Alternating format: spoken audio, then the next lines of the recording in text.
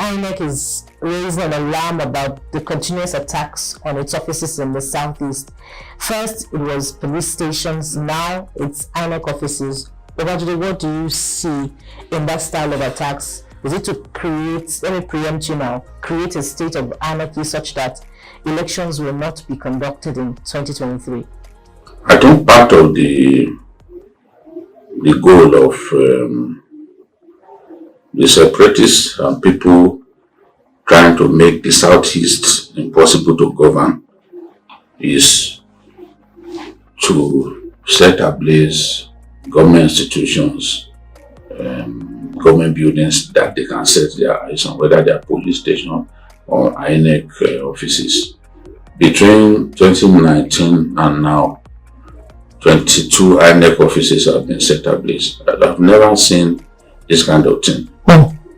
Even in some of the worst countries of the world, people don't set ablaze offices of the electoral habitat the way we are doing currently in our country. And it's such an expensive thing to do. I mean, in terms of the repercussion, the rebuilding of those INEC offices, the replacement of materials destroyed, is so expensive that I can tell you today that INEC has not rebuilt a single one of those buildings that have been set ablaze. If they are not set ablaze, then mysterious fire will consume them, destroy all their electional equipment. Yes. You look at the card that it cost 167,063 naira. For one? Yes. For one card reader, that's how much it costs. Then the memory card itself costs 6,000. Now, when they set ablaze the INEC office in, I think, Ondo, more than 5,000 memory card, card readers were destroyed. Everywhere they've set ablaze INEC facility, card readers have been burnt, people's PVCs have been destroyed, even election cubicles, like the ones that INEC installs on election day where you can vote, they get destroyed. Now INEC is broke. It has not got the funds to rebuild those 22. It was 21 until that of Enugu happened just a few days back, and it's an ongoing thing. So the question you ask is, when will this end? Where will INEC find the billions to rebuild all of these offices that they are setting ablaze? I can tell you that it is because since 2019, when this madness began, we've not punished anyone. There's an absence of investigation, an absence of prosecution. So people think that they can get away with anything. If we had made an example of a few of these political thugs who are setting ablaze INEC buildings, maybe those who had such intentions will have pulled back a little bit.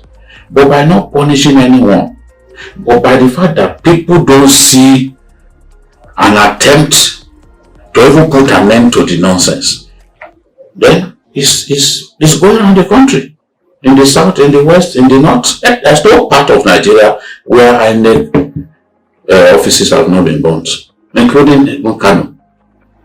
So it's going around. Almost every week now we read this report. So you now ask yourself, when will this stop? What are we going to do? The INEC chairman had a meeting with security operatives, security leaders, on what can be done. We are waiting to see what steps they come up with to nip all this in the bud. INEC has said it will affect its preparation for future elections. We have off-season elections all the time in our country. If INEC is not, we always accuse INEC of not being prepared for elections.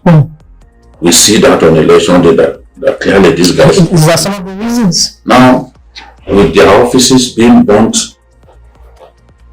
with the rapidity at which they are burning those offices, you want to say that even the 2023 election is in danger in many parts of our country.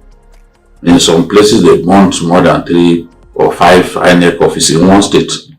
You know, states like Akwa Ibom, these 3, Abia 3, Akwa Ibom, I think 5. Why? What's going on? What's going on? I wish I could go on and on. I wish the characters, this separatists using the word of Babajide, would be unveiled. I also wish that a Security Council meeting would be convened and they'll feel the urgency of the situation. That's the much we can take this evening on the program Issues with Jide. Thank you for watching. Don't forget to subscribe to this program by hitting the subscribe button on our YouTube channel. It's at TVC News Nigeria. Of course, you can also follow us for updates on Issues with Jide on all our social media platforms. We're on Facebook, Twitter, and Instagram at TVC News NG. Thank you for watching. Join us again same time next week. I'm Bukola Samuel Wedimo, and it's bye for now. Also from BKO. Thank you so much for doing this with me again. We hope to see you next week. Next week. Bye for now.